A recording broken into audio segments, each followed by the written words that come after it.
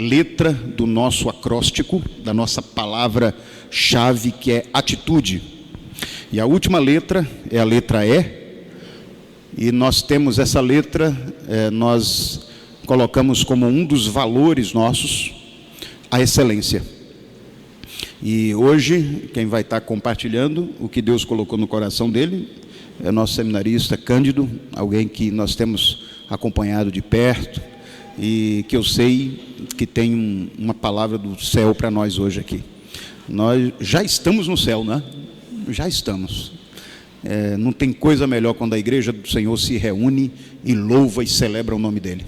E agora nós vamos continuar na presença do Senhor, ouvindo o que Cândido separou nesse momento que Deus falou para o coração dele. Eu gostaria que a igreja estivesse nesse momento orando comigo, pedindo a Deus que continue a usá-lo. Cândido já é conhecido demais da igreja, já tem ministrado, e hoje vai ter mais uma oportunidade de dizer para nós a palavra do Senhor. Pai querido, obrigado por essa noite tão especial. Obrigado pela vida do Cândido, pelo homem que ele é, pelo ministro que tem sido, pelo canal de edificação da tua igreja que ele tem sido, Pai.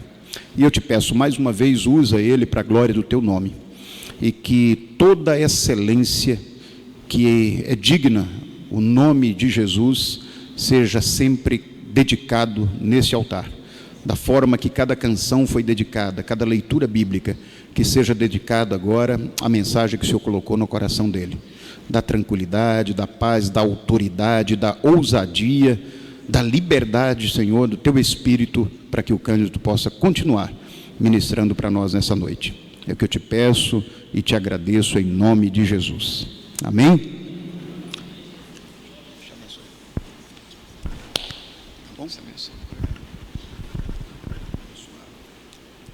Boa noite, irmãos. Que a graça do nosso Deus possa sempre se fazer presente em nossas vidas.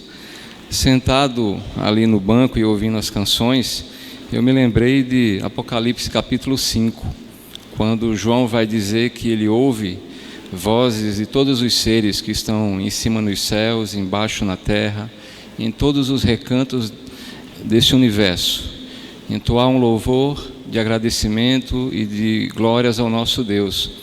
E pela soberania que o nosso Deus tem, eu posso dizer com certeza absoluta que o Senhor já nos vê na eternidade.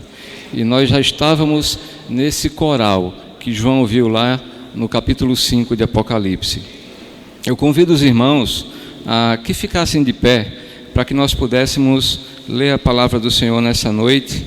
Domingo passado o pastor Joésio deu início ao tema de excelência, e nós iremos continuar no mesmo livro, na mesma carta que Paulo escreveu aos Colossenses, mas agora no capítulo 1, a carta de Paulo à igreja em Colossos, no capítulo 1. Nós iremos ler do verso 13 ao verso 22.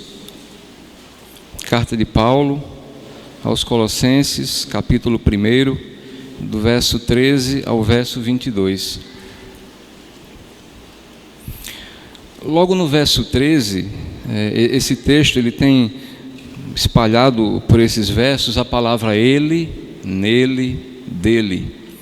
E eu vou substituir essa palavra pelo seu respectivo nome. Então, por exemplo, no verso 13, onde tem ele está se referindo a Deus nos versos anteriores. Então eu vou substituir, toda vez que tiver ele, nele ou dele, vai ser substituído por Deus ou Jesus. Veja que texto maravilhoso, irmãos. Diz assim a palavra do Senhor: Deus nos libertou do poder das trevas e nos transportou para o reino do seu Filho amado, em quem temos a redenção, a remissão dos pecados. Jesus é a imagem do Deus invisível. Jesus é o primogênito de toda a criação, pois em Jesus foram criadas todas as coisas, nos céus e sobre a terra, as visíveis e as invisíveis, sejam tronos, sejam soberanias, quer principados, quer potestades. Tudo foi criado por meio de Jesus e para Jesus. Jesus é antes de todas as coisas. Em Jesus, tudo subsiste. Jesus é a cabeça do corpo, que é a igreja. Jesus é o princípio. Jesus é o primogênito dentre os mortos, para que Jesus tenha primazia em todas as coisas. Porque Deus achou por bem que em Jesus residisse toda a plenitude, e que, havendo feito a paz pelo sangue da sua cruz, por meio dele, reconciliasse consigo mesmo todas as coisas, quer sobre a terra, quer nos céus. E vocês, que no passado eram estranhos e inimigos no entendimento, pelas obras más que praticavam, agora, porém, ele os reconciliou no corpo da sua carne, mediante a sua morte, para apresentá-los diante dele, santos, inculpáveis e irrepreensíveis. Essa é a palavra do nosso Deus. Senhor nosso Deus, nessa noite nós queremos louvar o Teu nome, Pai. Queremos Te agradecer pela misericórdia, pelo amor que Tu derramaste em nossas vidas e pelo privilégio que nós temos de nessa noite, Senhor, estarmos reunidos como a Tua igreja. Aqui está a Tua igreja, Senhor, que Tu compraste com o Teu sangue no Calvário. E fica conosco, Pai, nos abençoa, fala aos nossos corações, queremos ouvir a Tua voz, ó Pai. Em nome de Jesus, amém. Os irmãos podem assentar. Meus irmãos, Paulo escreve essa carta, é uma das 4 cartas que Paulo escreve quando ele está na prisão em Roma, e ele escreve com alguns objetivos muito claros. Esse período, esse contexto da cidade de Colossos está lá no 1º século. Essa carta foi escrita mais ou menos entre o ano 60 e o ano 65 da nossa era cristã, e Colossos é uma cidade que praticamente toda a igreja era formada ou por judeus que haviam sido dispersos de uma perseguição há mais ou menos 100 ou 200 anos antes de Cristo, e principalmente por gregos helenistas que se converteram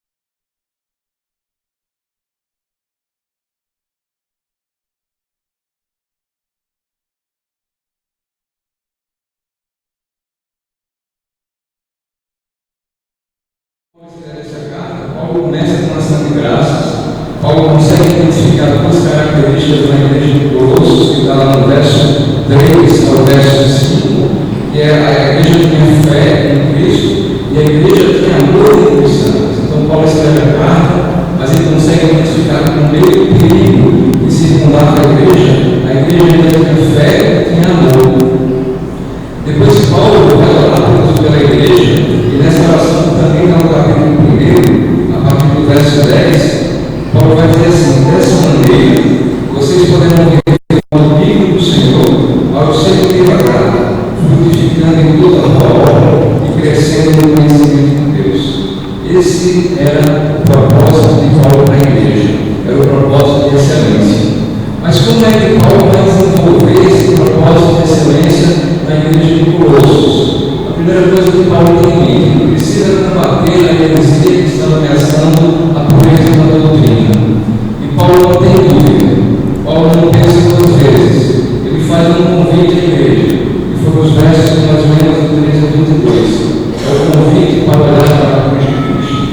Paulo tem convicção que a única forma da igreja conseguir alcançar a excelência e vencer todos aqueles perigos que vão na igreja era olhar para a cruz de Cristo. E a pergunta que eu posso fazer nessa noite é: o que é que nós podemos enxergar quando nós olhamos para a cruz de Cristo? E o primeiro ponto dessa noite que eu queria trabalhar é que quando nós olhamos para a cruz de Cristo, nós conseguimos enxergar quem nós éramos e o que a graça de Deus fez em nossas vidas. E isso está descrito nos versos 13 a 14. Veja o que Paulo diz aqui: Deus nos libertou do poder das trevas e nos transportou para o reino do seu Filho amado. Paulo vai dizer aqui que Deus operou a libertação das nossas vidas, mais especificamente ele está falando na igreja de Colossos. Paulo está dizendo que Deus operou a libertação daqueles irmãos que antes eram escravizados, ora pelo legalismo judaico, ora pelo grego. E Paulo vai escrevendo para a igreja, Paulo vai escrevendo para os crentes da igreja de Colossos. Então ele vai dizer que Deus libertou aquele povo e transportou para o reino do seu Filho. E interessante que o termo no original grego, transportar, dá a ideia de mudança de situação. O que Paulo está dizendo aqui é que Deus libertou vocês e mudou a situação de vocês. Vocês eram escravos e agora vocês passam a ser livres em Cristo Jesus.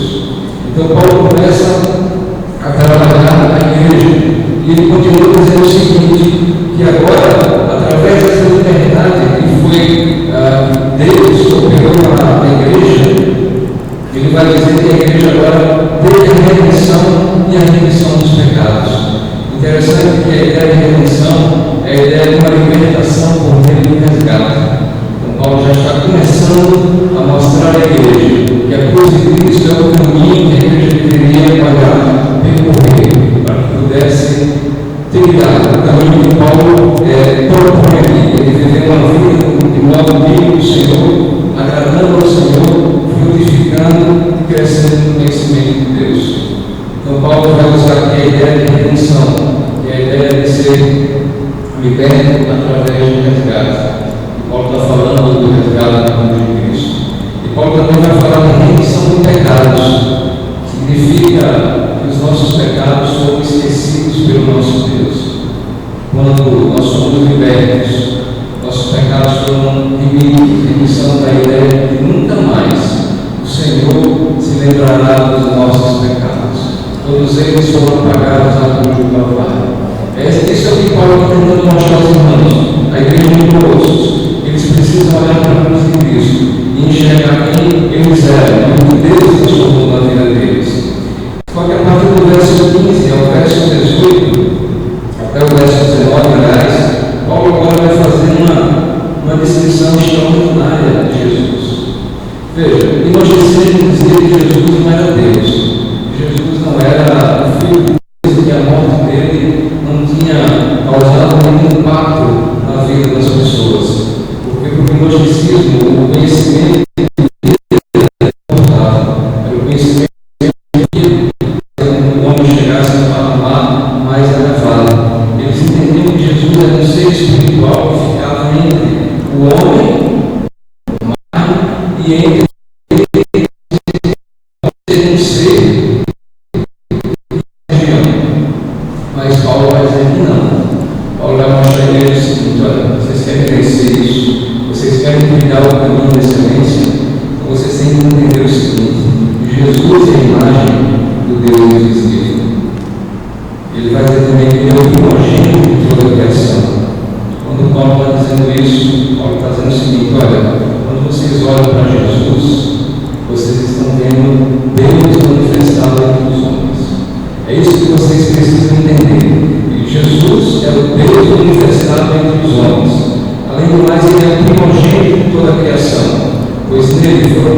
todas as coisas, ou Jesus criou todas as coisas. Então Paulo está criando uma sequência lógica aqui mostrando que Jesus é o Deus que habitou entre nós e que ele estava com Deus lá na criação, lá no início.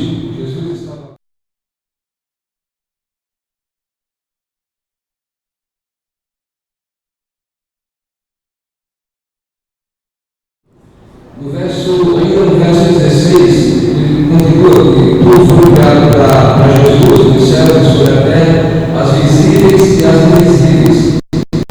Vamos ter as visíveis justamente para desfazer tudo aquilo que habitava entre o ser humano e o espiritual, que é o invisível, fazia parte do conhecimento gnóstico da filosofia grega. Paulo está dizendo, olha, não é isso, Deus é criou tudo, tem isso que vocês dizem, e a potestade, são os principados, tudo é criação dele, tudo foi Deus que criou. E o texto continua dizendo aqui, a partir do verso 17, que Jesus é antes de todas as coisas, nele tudo subsiste. Essa ideia de que nele tudo subsiste, Paulo está dizendo o seguinte, é que ele sustenta todas as coisas. Tudo é sustentado por ele. Então veja o que Paulo está fazendo com a igreja de Colossos. Paulo não está usando de nenhuma argumento filosófico. Paulo não está usando de nenhum argumento humano. Paulo está usando o Evangelho para mostrar para as pessoas que elas precisavam dar para a cruz. Porque só assim que elas podiam caminhar, podiam andar no caminho de excelência. E talvez você esteja perguntando, mas o que é que isso tem a ver com as nossas vidas hoje? Talvez, acho difícil alguém não ter Jesus, mas da mesma forma que os gnósticos negavam Jesus, achando que ele não era o Filho de Deus, que ele não era o próprio Deus, muitas vezes nós negamos Jesus com o nosso comportamento, negamos a Jesus com os nossos atos, com os nossos pensamentos, com aquilo que fazemos, com aquilo que muitas vezes nos oprimimos, e não existe diferença nenhuma entre um gnóstico e aquele que nega Jesus pelos seus atos, pelas suas obras. O único caminho que serviu para a igreja de Colossos, que serve para a nossa igreja de hoje, é a cruz de Cristo. É olhar para a cruz de Cristo. Então Paulo continua dizendo aqui que nele tudo subsiste, ou seja, que Jesus é o sustentador do todo o universo. Ele é a cabeça do corpo que é a igreja. Interessante aos Efésios, Paulo, quando vai escrever aos Efésios, a igreja do Colossos, ele já vai se preocupar em dizer que ele é a igreja. Então, Paulo é um grande para a igreja. Então, Jesus é a cabeça do corpo que é a igreja. Dentro dos mortos. Essa ideia de primogênito dentro dos mortos é a ideia de que foi o primeiro que ressuscitou. E aí eu me lembro daquela passagem que Paulo fala assim, morto, onde está o morto da vitória? Jesus ressuscitou. Então, esse é o caminho que Paulo vai trilhando.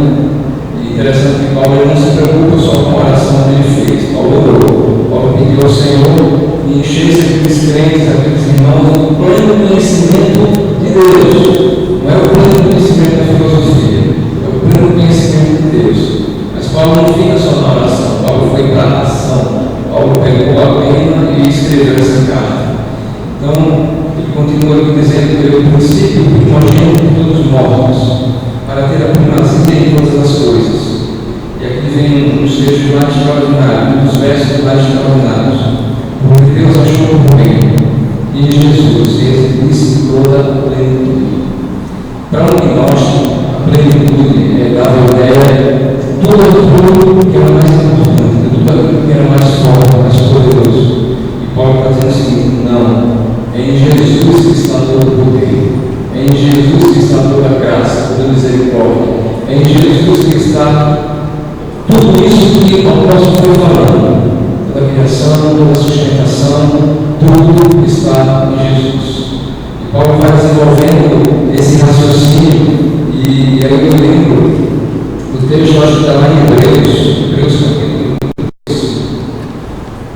Aliás, Hebreus capítulo 1, quando ele vai dizer imagem do Deus, ele vai dizer assim, no capítulo 1, verso 3, o Filho que é o resplendor da glória de Deus, ele vai dizer, Paulo vai deixar muito claro para aquela igreja, para as pessoas que estavam com um caminho distanciando do Senhor. E olhar para Jesus era olhar para a expressão exata de Deus entre o homem e Deus, e que a cruz de Cristo nos reconciliou. Nós somos reconciliados com Cristo.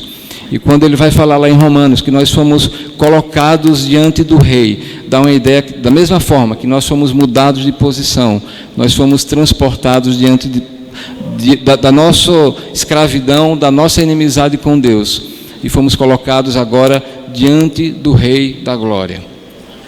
E isso é interessante porque isso me faz lembrar aquele texto que, num dos domingos pela manhã, um pastor pregou sobre Isaías capítulo 6, no verso 1 ao verso 8, quando ele falou sobre a soberania de Deus. E isso tem muito a ver com a nossa vida. Só como exemplo, Isaías, ele era um profeta e vivia no reino. Isaías era o profeta do templo, era o profeta do palácio, era um crente do palácio, talvez como um de nós aqui, que ainda faltava aquela experiência com Deus profunda. E quando ele vai para o templo, ele entra no templo, ele diz assim: eu vi o Senhor assentado sobre um alto e sublime trono. E interessante que quando ele usa o verbo no grego, no hebraico, aliás, ele está usando a ideia de meu Senhor. Ele está usando o Adonai, ele está dizendo assim: eu vi o meu Senhor, porque ele está tão acostumado com a vida dele no palácio, que era algo que ele fazia constante com o rei, com Uzias. Ele se prostrava na presença de Uzias, que era rei, e era um termo normal entre o seu súdito e o rei, né, meu Senhor. Mas depois de toda a experiência que ele tem com Deus naquele templo, lá no verso 6, se eu não estou enganado, ele vai dizer assim: ai de mim, porque eu vi o Senhor.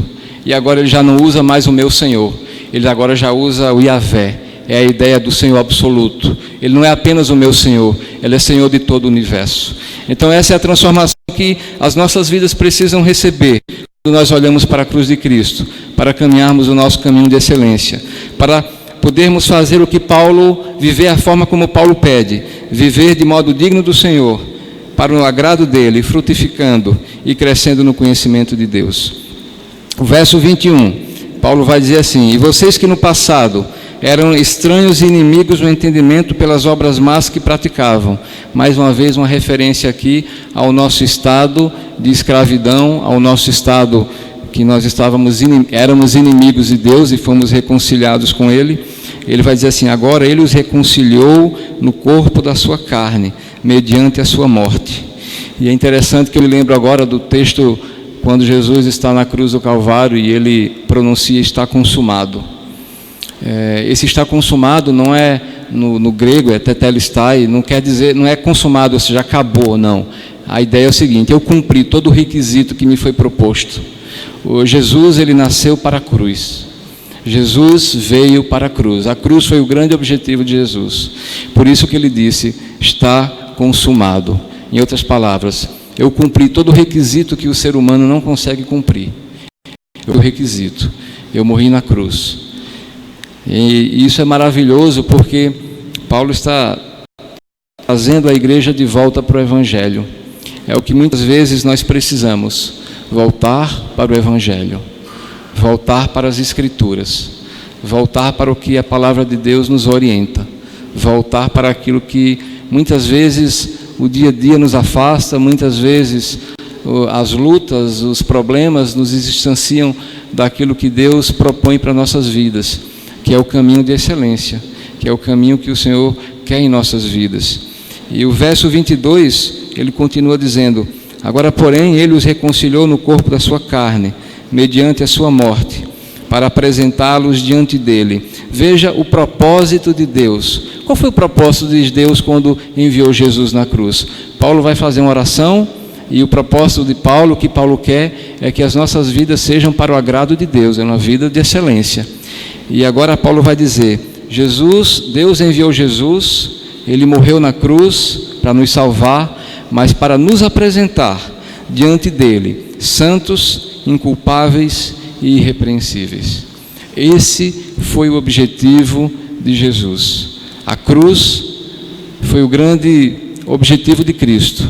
E isso aqui, ser santo, inculpável e irrepreensível, esse é o caminho de excelência que o Senhor nos propõe, que o Senhor propôs aqui à igreja de Colossos, para tentar proteger a igreja das perseguições, das heresias que invadiam a igreja.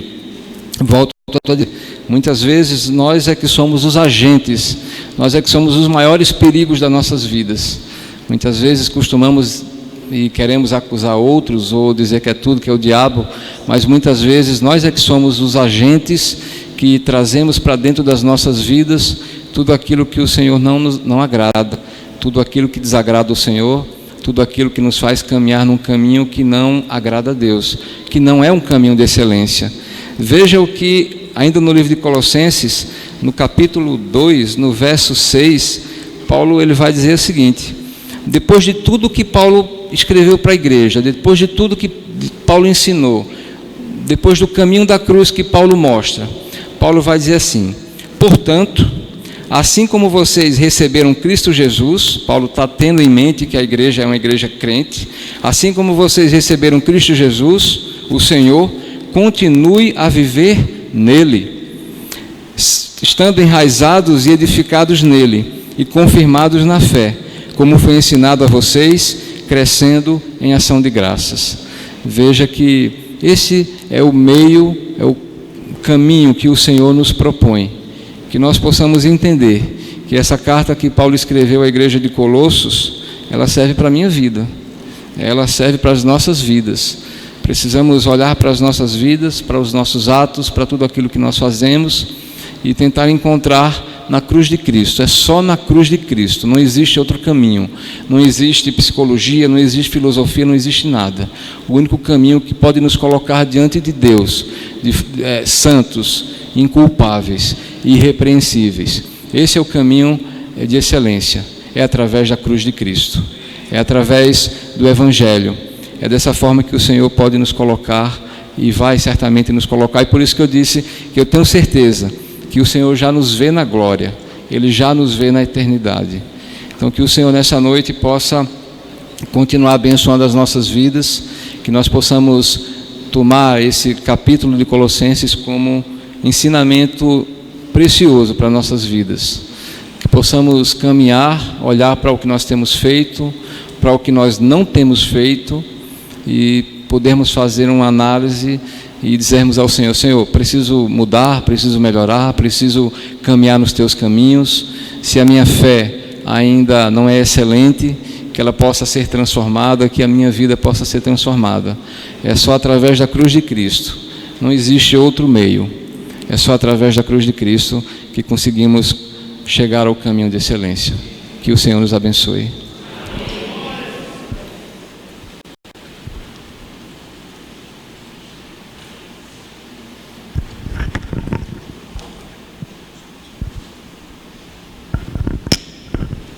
Queridos, como é bom ouvir uma palavra clara do Senhor para nós, não é? Como é bom, não é? Só a cruz de Cristo. E eu vou pedir autorização a Cândido para, de forma muito cuidadosa, terminar de ler o texto que você escolheu, que Deus colocou no seu coração, e dizer à igreja do Senhor o seguinte: ele terminou esse texto até o verso 22. Eu vou ler mais uma vez até o 22, como foi especial esse texto. Antes vocês estavam separados de Deus, e na mente de vocês eram inimigos por causa do mau procedimento de vocês. Mas agora Ele os reconciliou pelo corpo físico de Cristo, mediante a morte, para apresentá-los diante dele santos, inculpáveis e livres de qualquer acusação. E ele continua, Cândido, e eu sei que você leu isso, e eu quero só deixar isso para a igreja, isso é fundamental também: apresentá-los santos, inculpáveis e livres de qualquer acusação. Verso 23: desde que continuem alicerçados e firmes na fé, sem se afastarem da esperança do Evangelho que vocês ouviram e que tem sido proclamado a todos os que estão debaixo do céu. Esse é o Evangelho do qual eu, Paulo, me tornei ministro. Desde que, isso é algo fundamental para nós. Eu estava dizendo pela manhã, existe um Evangelho que está sendo entregue às pessoas, que não é o Evangelho de Cristo. É o Evangelho que não suporta a dor. É o Evangelho que não suporta a necessidade. É o Evangelho que não suporta a enfermidade. Mas o Evangelho que foi entregue por Cristo a Paulo e de Paulo a nós, e por Paulo a nós, ele diz que não é assim. Ele diz que esse Evangelho que foi entregue, segundo Filipenses, segundo a outra carta aos Filipenses, ele diz que esse Evangelho nos faz suportar todas as coisas naquele que nos fortalece. Esse é o Evangelho que você pregou agora, filho, com tanta graça. Então louvo a Deus por isso. Nós estamos aqui para experimentar o Evangelho da graça, e que por muitas vezes nos faz passar por desertos, nos faz passar por vales da sombra da morte. Vocês entendem? E não deixa de ser Deus que nos conduz nesses vales. Não deixa de ser Deus. Mas quando nós somos separados e achados homens e mulheres que amam a Deus e que entendem o sacrifício de cruz, Ele nos conduz em vitória. Ele nos conduz em vitória, mesmo na dor, mesmo na luta. Deus nos conduz em vitória. Eu não sei o que cada um aqui tem enfrentado, que tipo de luta, que tipo de gigante vocês têm enfrentado. Na sexta-feira nós estávamos mais uma vez, não é, Adilson? Eu e Adilson lá na sede do Santa Cruz, levando lá uma palavra para aquela turma. A gente nem gosta disso, né? Estávamos lá levando uma palavra, e uma das coisas que eu terminei a reflexão com eles foi dizendo o seguinte: vocês vão enfrentar mais um dos seus gigantes. A pressão psicológica é tremenda num grupo como aquele, é muito forte. A pressão social, a pressão familiar, a pressão pessoal. Mas lembrem de uma coisa: gigante nasceu para cair. Gigante, ele nasceu para cair. Se vocês entenderem isso e tomarem posse disso, vocês serão vitoriosos, ainda que seja escura noite, ainda que seja uma tempestade absurda que você esteja enfrentando, ainda que você não escute o galo cantar, amanhã chegará. É isso que Deus tem falado para nós. E se você olhar para a cruz de Cristo, como o Cândido trouxe de forma tão graciosa aqui, tão pertinente, você vai ter essa certeza a partir de hoje. Se você não tinha, a partir de hoje você vai ter. Porque o texto diz que nós seremos apresentados a Deus de todas as formas, separados e crendo nessa esperança, ou separados de Deus. Qualquer uma situação vai se apresentar diante do Senhor. Eu quero estar com vocês, crendo que estamos firmes na esperança e olhamos para a cruz de Cristo, e aí nós vamos experimentar a graça, a misericórdia e a vida eterna com Ele, tá? O seu gigante nasceu para cair, depende só da sua atitude, em nome de Jesus. Vamos orar, agradecer a Deus. Pai querido, obrigado por essa noite tão especial. Obrigado pela palavra do Senhor, trazida com tanta graça, com tanta fidelidade, aquilo que o Senhor inspirou homens para escrever. Obrigado pela vida do teu servo Cândido, continua dando a ele graça, sabedoria, entendimento, para transmitir o Evangelho que vem do teu coração, Pai. que ele nunca troque o evangelho das benesses, nunca troque o evangelho pelo evangelho das benesses ou pelo evangelho das coisas que fazem bem aos meus ouvidos, mas que ele mantenha-se firme a cada dia no evangelho que olha para a cruz de Cristo, que é fruto da cruz, do sangue do nosso Senhor Jesus derramado na cruz. E que esse seja também, Pai, o desejo maior de cada um de nós, cada ouvinte, cada adorador do Senhor que aqui está, que possa estar olhando para Cristo, entendendo o seu sacrifício de cruz e experimentando essa reconciliação que nos conduz à vitória. Tem misericórdia de nós, nos ajuda na nossa caminhada, nos encoraja, nos faz erguer a voz a cada dia e celebrar o nome que é sobre todo nome, porque tudo foi criado por Ele, para Ele e nele subsiste. Então louvamos ao Senhor por isso. Obrigado em nome do Teu Filho amado Jesus. Amém e amém. Vamos celebrar ao Senhor? Vamos sair daqui nessa noite celebrando ao Senhor? Jardel está com você e essa equipe bonita de celebração. Vamos ficar em pé e vamos celebrar juntos?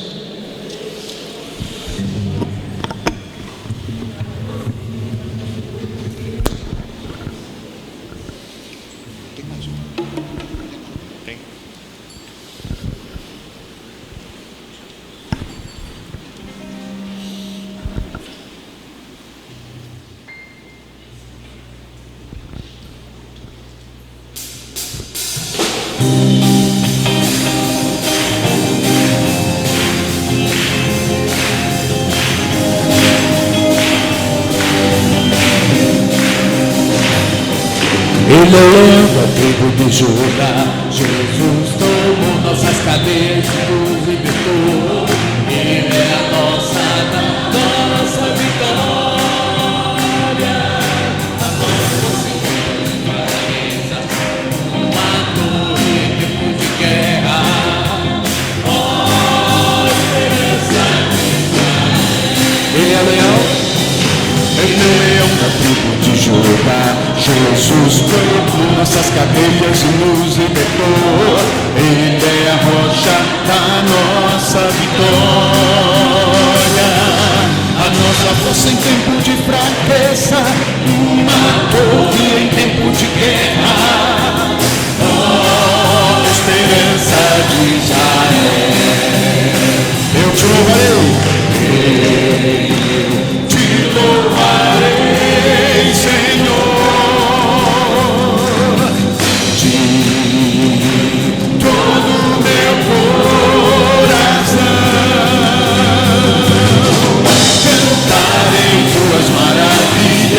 Em ti me alegrarei, oh aleluia, e saltarei sim de prazer, cantando louvores ao teu nome, Altíssimo, Altíssimo, eu te louvarei,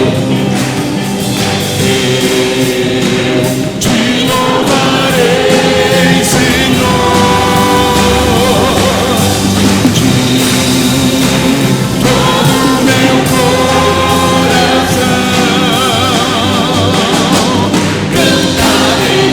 Maravilhas, em ti me alegrarei, oh aleluia, e saltarei sim de prazer, cantando louvores ao teu nome,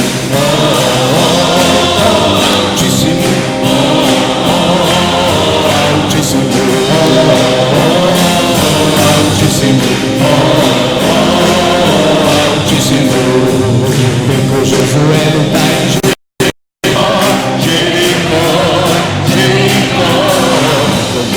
lutar em Jericó e as muralhas ruirão.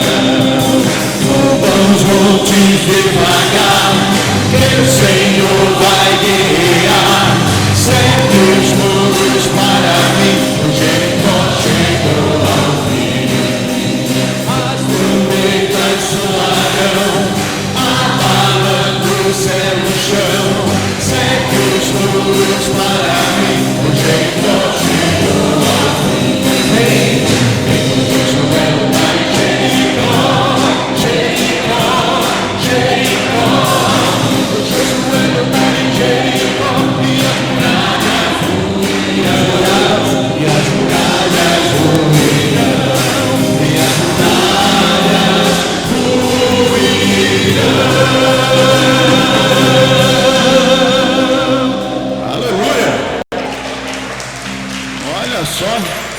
Sessão nostalgia, né?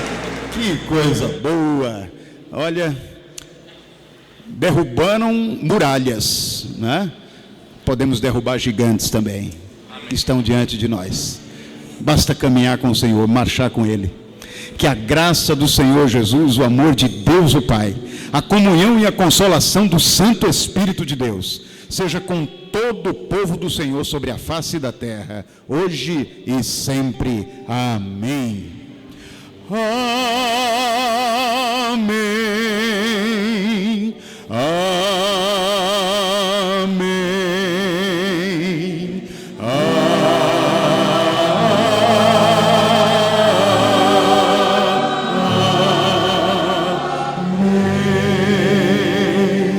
Que o Senhor nos dê uma semana maravilhosa, cheia de vitórias, e que ao sairmos dessa casa de oração, Ele nos proteja de todo mal, ponha anjos ao nosso redor, para que nós possamos chegar aos nossos destinos, celebrando o nome que é sobre todo nome. Que o Senhor nos abençoe, em nome de Jesus.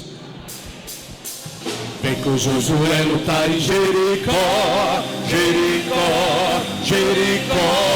Vem com Josué lutar em Jericó, e as muralhas ruirão. Vem com Josué lutar em Jericó, Jericó, sim. Vem com Josué lutar em Jericó, e as muralhas...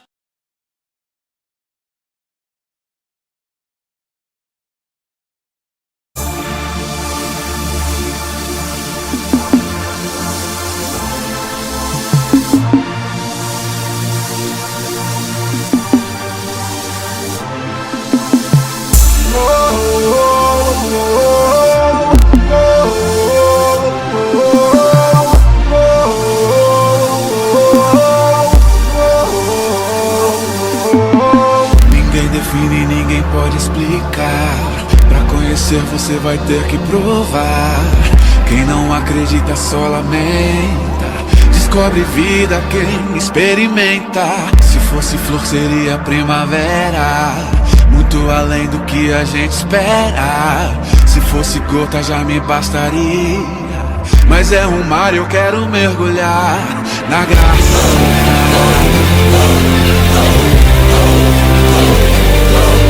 Na graça,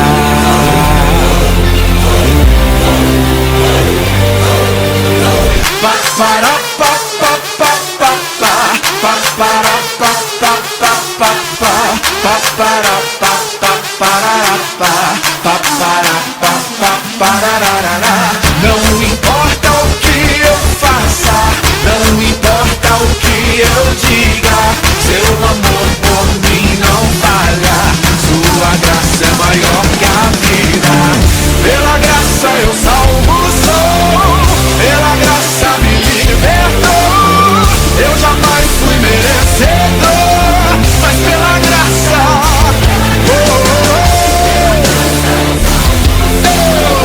pela graça me libertou.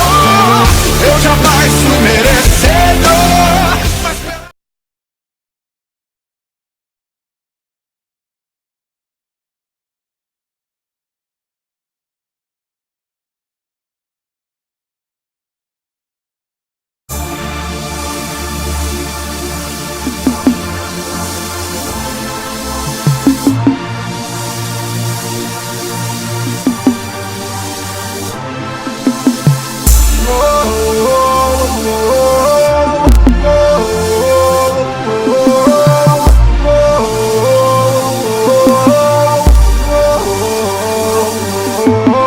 Ninguém define, ninguém pode explicar.